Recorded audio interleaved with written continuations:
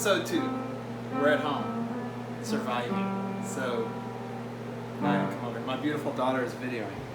Alright, the chicken that I broke down in episode 1, we've got the dark meat here. The drumstick, the thigh, the wing, and I kind of found what I had at home, thinking maybe what you might have. I have some onion that I sliced up, some garlic, some peppers. You might have tomato, you might have anything, but we're going to go kind of a Spanish-Mexican route tonight with this, okay? So the spices that I grabbed were chili powder, cumin. I have this wonderful smoked Spanish paprika. I'll zoom in there. It's one of my favorite spices. And then, you know, this is our little pepper mill and some salt. I have a little bit of garlic and some oranges, but mainly I'm just going to walk you through a process of taking dark meat chicken, using pretty much whatever vegetables you have and a few spices, and coming up with something tasty. Alright, so here we go. Alright, first thing, always salt. Season up high so that you rain down. Chicken, I feel like you have to season a lot. It needs a good amount of salt. A little bit of pepper. This is the chili powder. And when I'm doing a dish like this, I want a pretty good amount.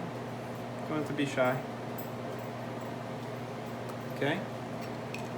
And we've got another Latin spice, cumin. So we're going to mix that in as well.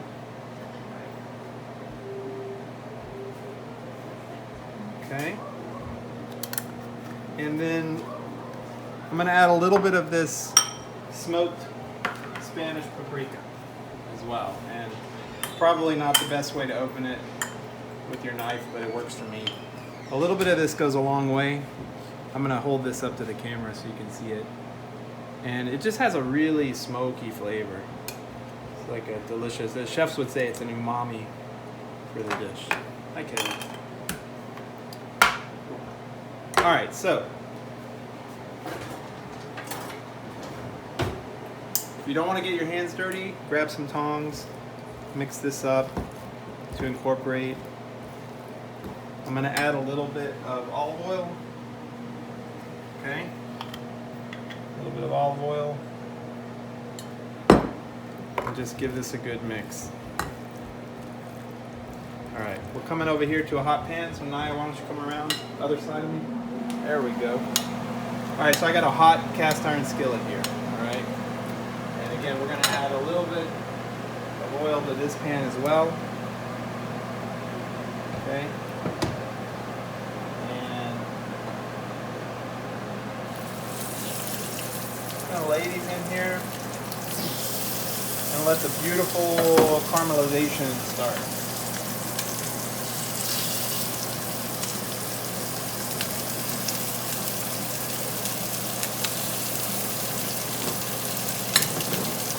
So if you notice, I left the skin on the chicken,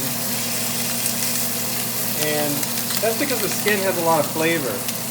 When you're cooking and sauteing something in a pan, one thing I learned as a chef is you learn to listen to the sound of the sizzling that's going on. You don't want it to be too aggressive, but you don't want to not hear anything at all. And so you kind of want just this little subtle sizzle sound, almost similar to when you're simmering a broth or a stock. And now if you zoom over here, we have a broth going, and this is, I used the carcass from earlier in the first episode, and now we're making the stock with that. And then come back over here, and now we've got the dark meat that we're sauteing.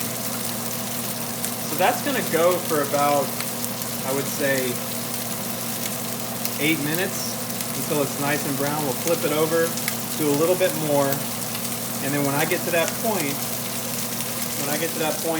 we'll come back and we'll do more of the dish. Alright? Okay, so we're back.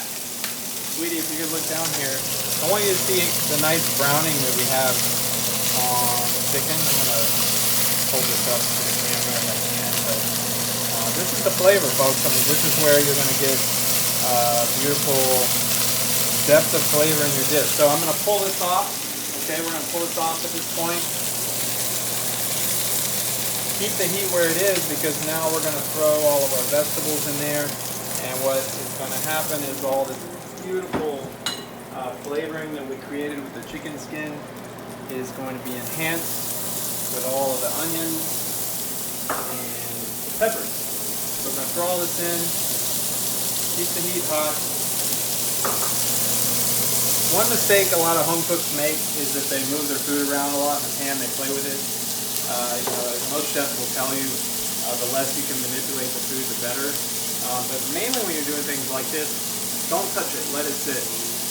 You want the caramelization to happen with the onions to bring the sugars out. And if you're moving things around in the pan, you're just going to steam your vegetables and not caramelize them. So right now I'm just letting it sit, and you'll see in about a minute how the onions, of course, are going to start to brown. So we got that in there. I like to season everything, so I'm going to add a little salt. This also will help the onions sweat a tiny bit. Again, bringing out the sugars. And at this point, I'll throw in some garlic. Okay, I just used one garlic clove for this. I didn't want to use too much.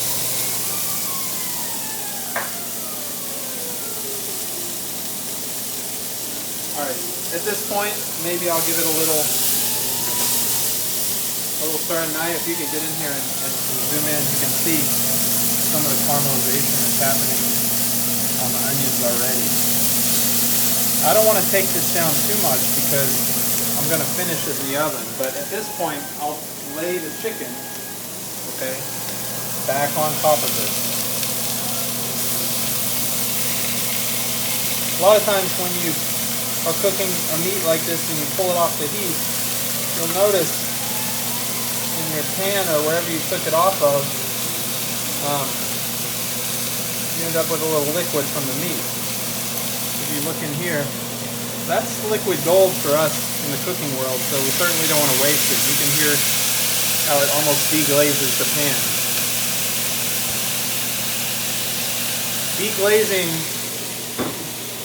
is the next thing we're going to do here. And deglazing is simply taking a liquid to kind of absorb all of the wonderful flavors that happen on the bottom of the pan. You could use wine if you wanted to deglaze at this point. White wine would be great. Even some liquors. I have this stock here that we made with the carcass. So I'm just going to put a little in there like that.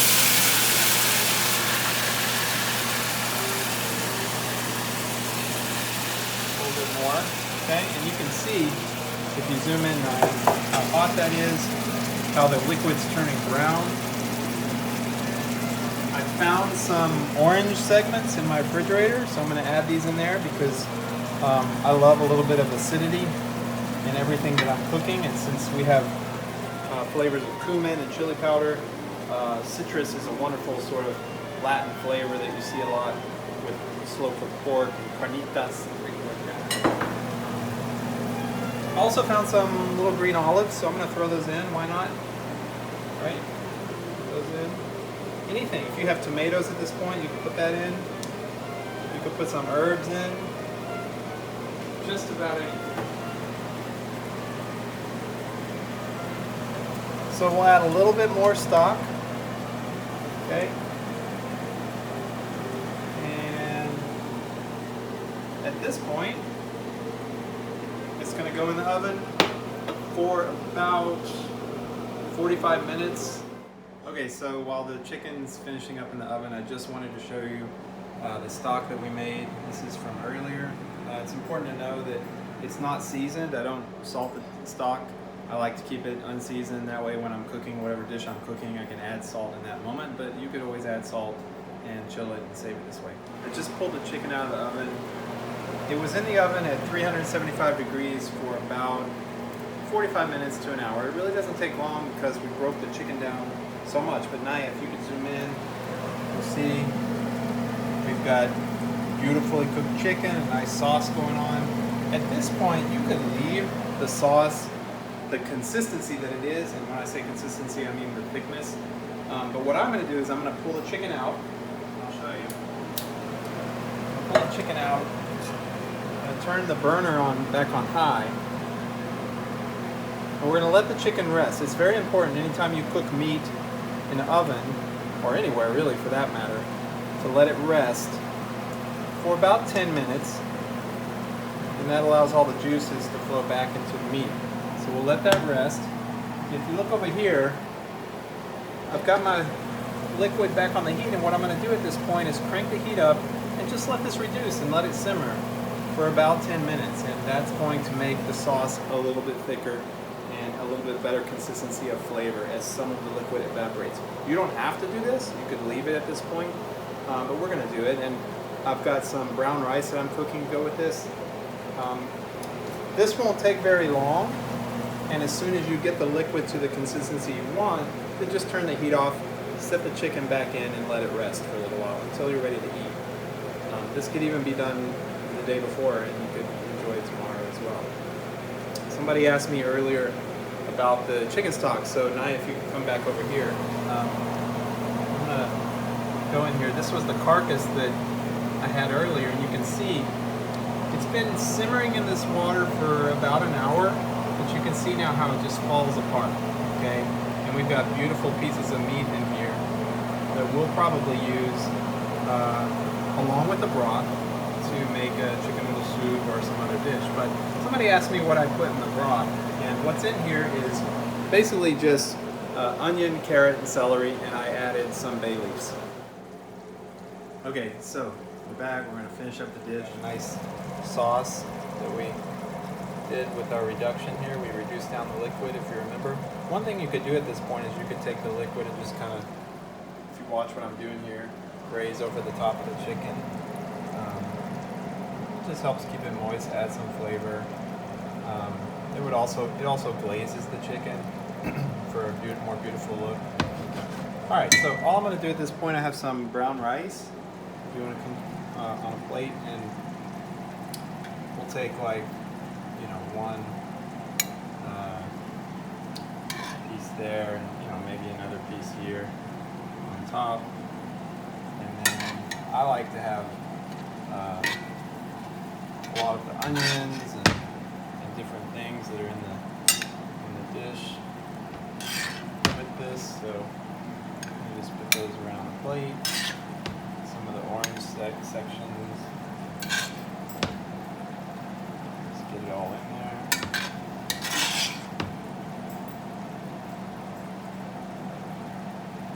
Okay. Put a little more of our sauce over the top. That. Okay. And of course the chef side of me has to clean the plate off. There we go. And then I have some almonds here just because I like a little bit of crunch.